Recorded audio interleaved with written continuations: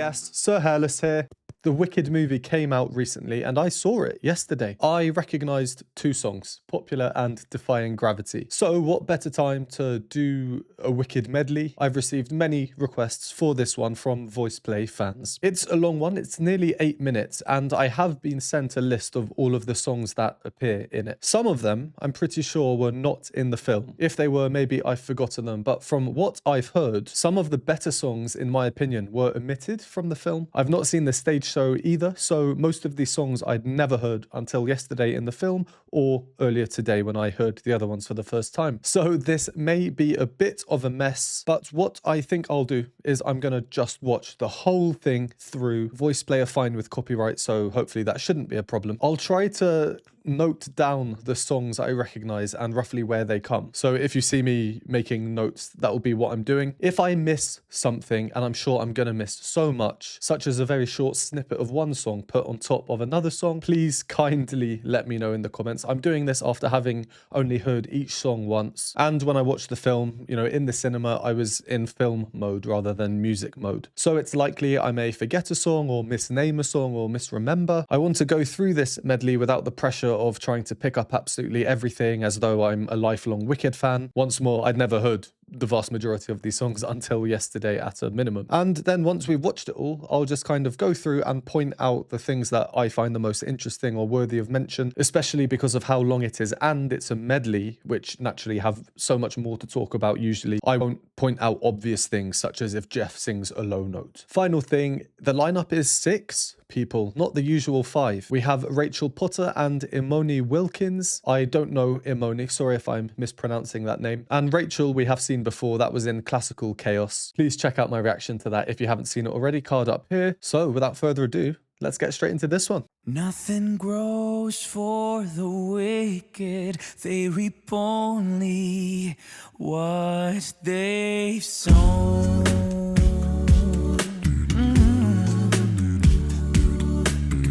No one mourns the wicked, no one cries, they won't return. No one lays a lily on the grave. The good man scorns the wicked, through their lives our children learn. Oh, what we miss when we misbehave. And goodness knows the wicked's lives are lonely.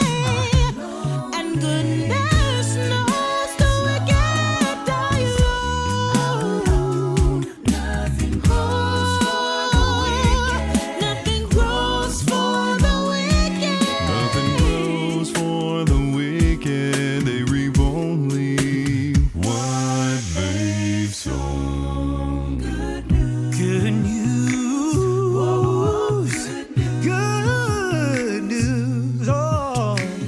When I meet the wizard, once I prove my worth, and then I'll meet the wizard, what I've waited for since birth. He'll say to me, I see who you truly are, a girl on whom I can rely, and that's how we'll begin. The wizard and I, dancing through life, skimming the surface. So just a very, very quick pause. Right, so all 3 of these songs I think were in the film. I recognize them anyway. Go on Ellie there. Initial thoughts, really, really tight sound. And the way the arrangement's done, I think this is a Jeff arrangement. So far, there are a lot of moments that kind of culminate in just tight harmonies. I'm not going to pick them all out because there's so many. I'm sure I'll pick out some later on. But the result of that is and this won't really make sense. It's kind of like a juxtaposition, but it's both a big sound and a small sound at the same time. Small because of how tight it is, and it's not having these kind of multiple independent voices all being super loud and overpowering, but big at the same time due to a recognition of how tight the sounds are, the chords are. I hope that makes sense. Probably doesn't make sense. To stop myself babbling on, let's continue. Skimming the surface, gliding where turf is smooth. Life's more painless for the brainless. Why think too hard when it's so soothing? Dancing through life, no need to tough it when you can slough it off as I do.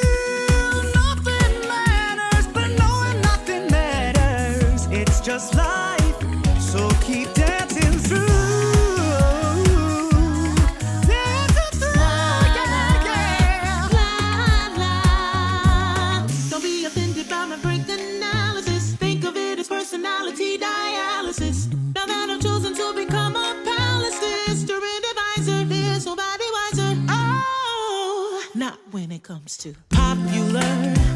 I know about popular, and with an assist from me to be who you be, instead of cheering who you are. Well, there's nothing that can stop you from becoming popular.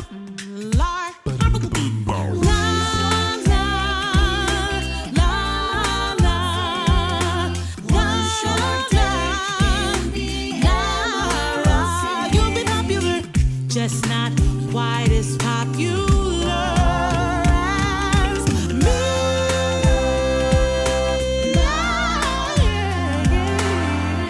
'Cause it feels wonderful. They think I'm wonderful.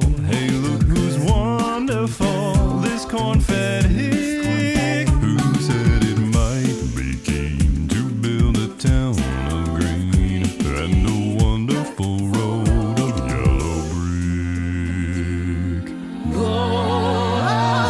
Go and hunt her and find her and kill her. Kill the witch And hunt her and find her and kill her. Wickedness must be punished. Whoa, effectively eliminate. Wickedness must be punished. Kill the witch. Kill the witch. Punished by. I hope you're happy now that you're choosing this. I hope it brings you bliss.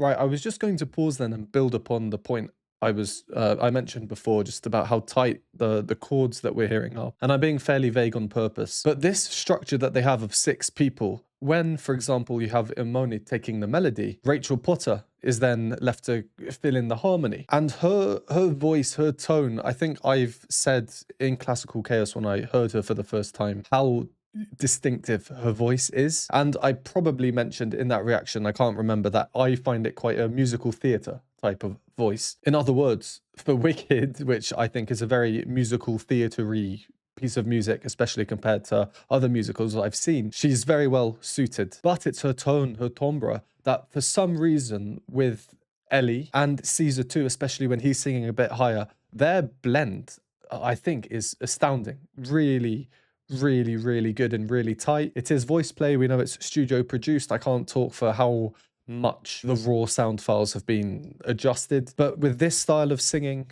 I am a big fan of Rachel Potter. And I think she is contributing to the sound massively, especially due to the fact that there are 6 people instead of the usual 5. And then I actually paused because I think I'm getting the songs. I think the last 2 we've had, 2 of the ones that I think are better, Wonderful and the March of the Witch Hunters, I don't think they were in the film. And then I think we had a bit of Defying Gravity in there, unless the lyrics overlap into another song. There was a moment earlier on as well where there was a bit of another song coming through. I'm not going to pick up everything, so once again, if I miss something, kindly let me know. I'm really not expecting to pick up even probably 5% of everything. I'll do my best though. All right, we're nearly 4.5 minutes through, so let's carry on for the final few minutes.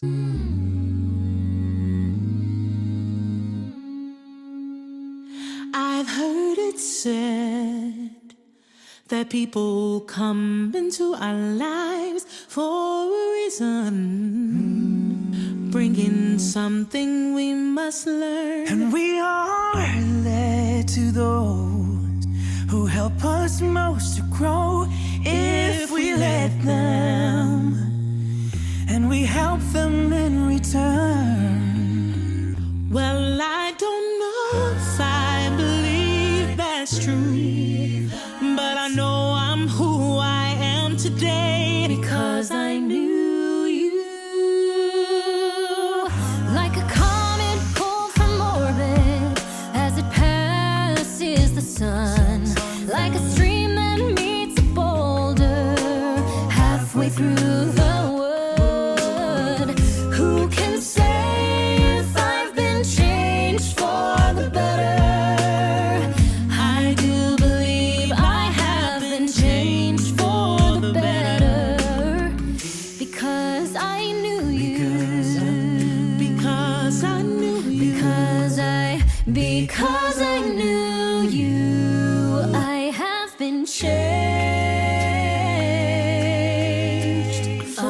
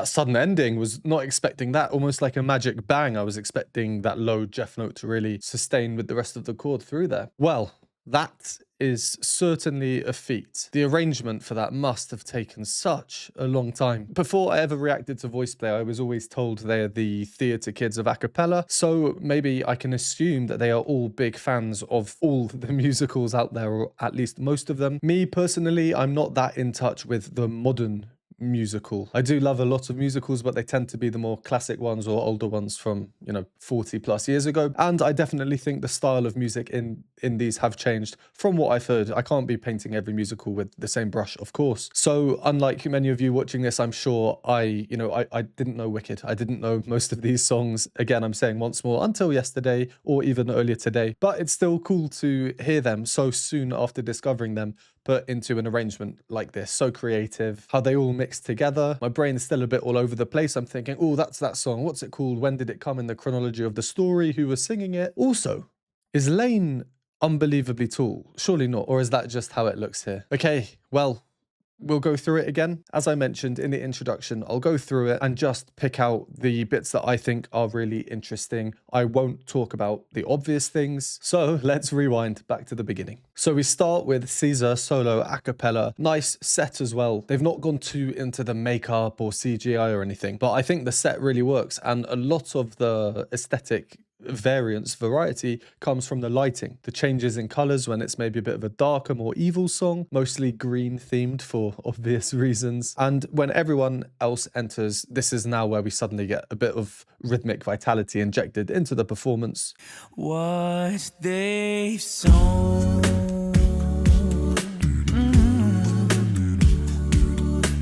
Lane's part and Jeff's really rhythmic bass part, in my head, are not a standard partnership, rhythmically speaking, at this moment, which makes the rhythms really interesting and seem quite non-standard. It took me a few seconds to really understand what's actually going on here.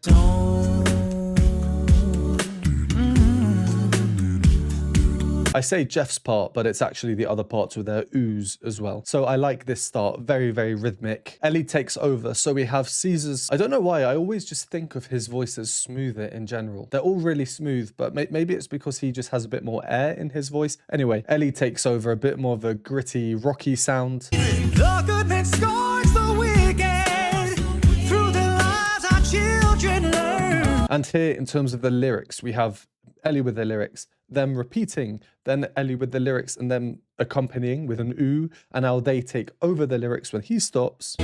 When we misbehave. Interesting chord progression there. Nice chord. It's really the parallel motion. You don't expect that final chord to arrive on. Well, maybe you might. I don't really know the song, and the harmonic preparation would point towards finishing on this chord instead. Not too much of a difference, just the minor version. But it's a fairly modern musical. The music is modern. Expect the unexpected, I think. The reason, by the way, is the A that we hear just before that little rise up in parallel motion. What we miss when we miss. And then naturally you'd think. So all of these parts now move up in parallel motion, Jeff included, which is even more striking because he is the more rhythmic part. He's the part that tends to kind of jump around a bit. So he does jump, but then he joins them all in this parallel movement. Then we get a nice introduction into Emoni. I really do hope I'm pronouncing that correctly.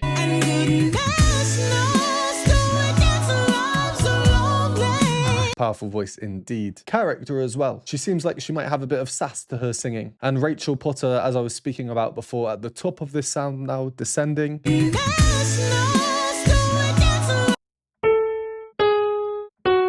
Against Ellie's static note.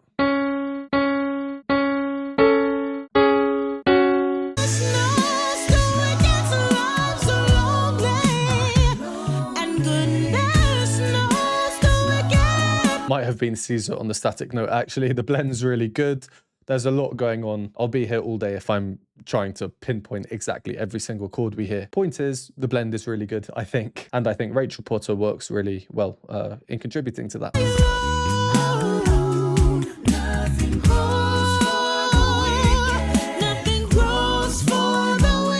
Jeff's part, it jumps up at the beginning of the bit we just heard and then back down. The rhythm's so smooth, ja, ja, the wicked. And then Jeff's part, instead of jumping up so well with so many notes now, Nothing grows for the wicked. big jump there. Except that first note is an octave lower. And then leading up into our first song transition, the harmony here. Nothing grows for the wicked, they reap only what they've sown. So the chords just before the unison, we can hear quite jazzy, very, very nice. And then changing to unison is actually a really, really helpful tool before changing key. In all the a cappella medleys that exist out there in the world, I'm sure this is used a lot for transitioning between songs. The simple reason is if you have triadic harmony, so chords with 3 notes, each line has to prepare itself properly to arrive on the final destination while sounding natural. If you just have one unison line, it's very easy to do. The more layers you add in, the more difficult it gets and the more unnatural sounding it can be. To me, the downside of switching to unison is it's a bit obvious and sometimes doesn't sound too natural, depending on how full the sound is on either side. Here, I'd say this is kind of medium naturalness. What they've sown. And maybe that's because Jeff actually isn't in unison with them. Okay, next, The Wizard and I. Caesar begins again, and the airy element of his voice really comes through, especially now as he switches to his head voice. Good news. Good news. And then Ellie again next, and it's a nice contrast between them. The airy head voice versus the full chest voice sound, albeit a high chest voice. That's rock tenor Ellie. Once I prove my worth, and then I'll meet the wizard, what I've waited for since birth. That little section there is very harmonically sound. Standard harmonies, we occasionally get some dissonances through suspensions, which then resolve, like it's building up to something with what's going to come next. Different, not what I was expecting. I was not expecting to just have the bass and Rachel. He'll say to me, I see who you truly are.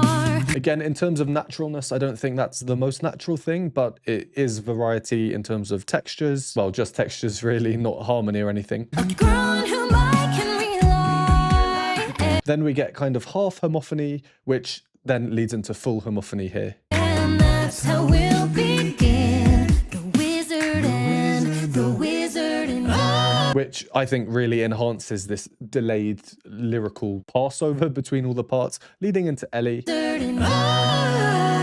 Dancing through life, skimming the surface, gliding where turf New song, the set has changed, the lights have changed. is smooth. Life's more Whatever the effects Lane are doing there are crazy. painless for the brainless. Why think too hard when it's so soon? And I like the moments they're choosing to implement homophony, such as here. When it's so soon. Cha-cha-cha. The idea of the hemiola, 3 beats in the space of 2 regular beats. A nice little rhythmic change. Not that we need it, considering that these crazy noises that Lane is making, that really adds this energetic, urgent element to the music. When it's so soon. Dancing through life, no need to tough it. When I did wonder about this, why Rachel is literally 90 degrees to everyone else staring at Ellie. I have noticed in other parts of the arrangement that if someone has a solo, there will be times when all the others are, you know, kind of looking at them, which I think is nice, shows an appreciation of the person who's in the spotlight. But this to me is a little bit extreme. Maybe it's to do with something from the stage play or the film, I don't know. If it is, please let me know. In the film, and I hope this isn't a spoiler for anyone who hasn't watched it, if it is, skip ahead 5 seconds. It's actually a really hectic scene in the library where everyone's dancing around, causing a bit of a ruckus. I know this predates the film by a few years, so I wonder how it is in the stage play. I really liked the transition into Popular, which is one of the, I guess, more popular songs, considering even I knew it, had heard it before. so keep dancing through. That harmony and thirds there between the 2 ladies. Ba-dum, ba-da-da-dum. That's the motif that really helps with the transition, as we'll hear. Moved up now though, slows down. It gives the beat and the bass a chance to really find the new rhythm, find the new key, and then we move into Popular. Very catchy song, very catchy. Be offended by my break analysis. Think of analysis. The bass is very umpa, dum, dum, dum, dum. So I like how the bass kind of cuts out for that bit, which lends focus to the rhythm of the melody, again sung homophonically. Analysis. Think of it as personality dialysis. And again, parallel movement in the harmony. So it's a tiny bit strange, but overall, I really like it. Popular. I know about popular. And with an assist from And the little pops here. I can't remember in the film if there are bubbles at this moment. I don't think they are, because in the film, again, skip ahead 5 seconds because this will be a spoiler, they're singing this in the bedroom. I don't think there were any bubbles there. But my last voice play reaction, which was the boy bands in 5 minutes medley, really enjoyed that one. Please check that out if you haven't already. Card up here. It was brought to my attention in the comments how they do a similar thing where there was a song to do with pop and they kind of pop a bubble gum. They're drinking soda, which is pop, balloons as well, pop. So yeah, I think that's a similar silly play on the words, which is a nice little touch, nice attention to detail. Then the next song, One Short Day, that motif from earlier, again acting as such a natural transition into the next song.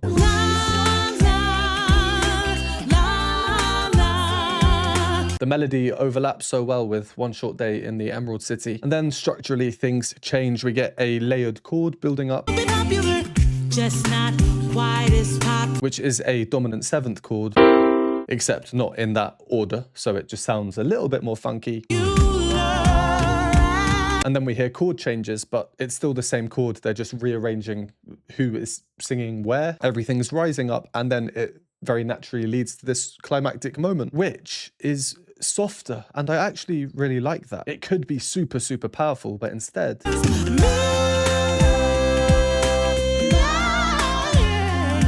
nice amount of head voice on that top. 'Cause it feels wonderful. They think I'm wonderful. Hey, Yeah, the dance moves that you see, in my head, I just think of it as umpa. It's catchy. It makes you want to bounce up and down. Again, one of my favorite songs and one that I don't recall being in the film. who said it might be keen to build a You know, by now I call VoicePlay the masters of rhythm. We've not seen too much rhythmic manipulation or crazy rhythmic changes. That's because it's a medley, I think, and the goal of a medley is to fit in a number of songs naturally. You need to have some constantness and some consistency for the short periods of time where each song is sounding. So they have to be very particular about when they do introduce such things, and it seems to be that they're favouring the layered chords as we just heard. Here's another example, done really well with some added effects to the sound. this confetti. Who said it might be keen to build a And then Jeff drops down into the lower territories. The offbeat oohs, they're now coming higher up, so your expected structure of the bass is now inverted in the upper parts. The melody really low down. Yeah, it's again quite unexpected and very fun. So it's all very happy and lovely. And then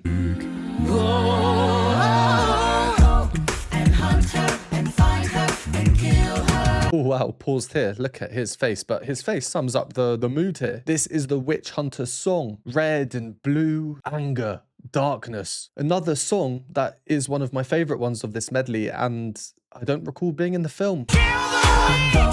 And hunt her and find her and kill her. Wickedness must be punished. Whoa. Oh, so much I like about this. Mostly the harmony, really. Standard harmony, then some unexpected harmony. Now Jeff descending in the bass line whilst the other parts don't. And here is an example of what I was talking about earlier, the tightness in the chords enabled because of having the two ladies now. Imoni with the powerful melodic statement, kill the witch. Rachel Potter blending so well with Ellie, in turn blending so well with Caesar. And who is that? Is that Caesar on the static note whilst the other notes in the chord move? Then comes the kind of obviously strange bit of music. And I think this is from Defying Gravity. I hope you're happy now that you're choosing this.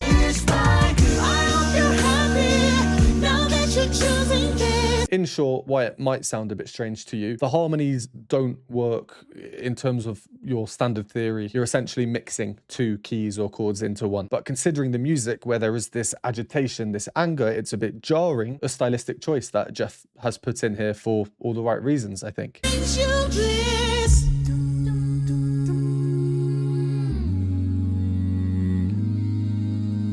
Nice resolution, pale blue backlighting, and nice harmony here. The chords, they're a bit non-standard now, very, very juicy, rich harmonies. That people come into our lives for a reason. Nice solo moment there. And again, this is a song that I don't recall being in the film. If I've made a mistake with any of these, as I said, please let me know in the comments. But yeah, if it was in the film, it didn't resonate with me, I guess, which is why I don't remember it. But here, this does resonate with me. I do like this part of the arrangement. This was one of the moments where it's really nice to see those who aren't singing, admiring the ones who are. If we let them. Rachel and Ellie there looking at these two. It's nice. Well, I don't know if I... And then this song, it goes on for quite a while actually, and then we also get Defying Gravity coming back at the end. That makes up the last portion. Like a comet pulled from orbit as it passes. Nothing crazy. The focus here is on the melody, and I think it's just meant to be quite nice, quite wholesome. And then we get the transition.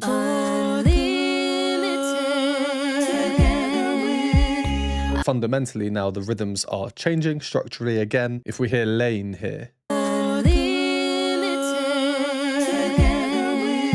almost like these subtle sporadic heartbeats in a way. I like that because of how set apart they are. It throws us off a little bit. We had the idea of the previous rhythmic structure in place. Then we hear that and we're thinking, oh, that doesn't quite match up. And then the new one comes in, and because we're already halfway out of the previous one, I think we can settle into the new one a bit more naturally. I hope you're happy in the...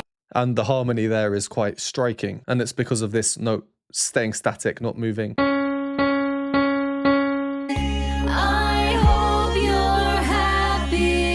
Creating a really nice dissonance with Rachel there. Jeff then takes that same note but just down and sustains it. I hope you're happy. Rachel's part now switches things to the minor, so we're like, okay, things have taken a bit of a darker turn, but then My friend. major, Jeff's static bass part has become energized again, rising up, and then things are all very green, very bright, and shout out again to Rachel here. As someone told me lately, tell them how I am defying gravity. The accompanying rhythms here, now this is VoicePlay and the masters of rhythm. How I am defying.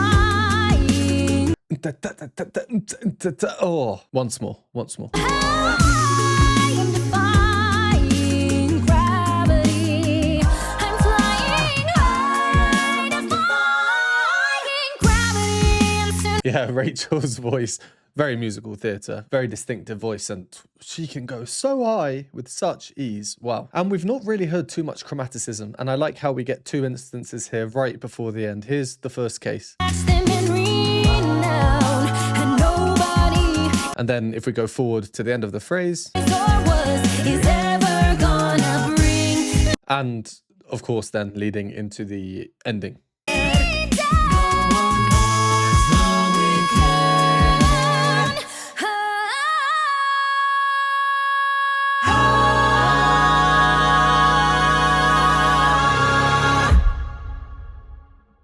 And the sudden ending, yeah, that is a surprise. It's a surprise that leaves you wanting more. Well, I have been talking for far too long. VoicePlay, Wicked medley, 6 of them in the lineup. And there's my introduction to Wicked, I guess both through this and through the film. Next on my list of things to do, eventually, of course, is to watch the stage play. Please comment down below anything I got wrong or missed, or if there was a song in the film that I didn't mention or the other way around. And let me know your favourite song from Wicked. I would be very, very curious to hear. As always, thank you very much for watching. Would appreciate a like and subscribe. I'm always appreciative of hot chocolates keeping me warm in these winter months. You can donate me one at the Buy Me a Coffee linked below. And if you'd like to join the Patreon to get access to exclusive content not available on YouTube, you can do so by joining the link on the screen now. And I will see you next time.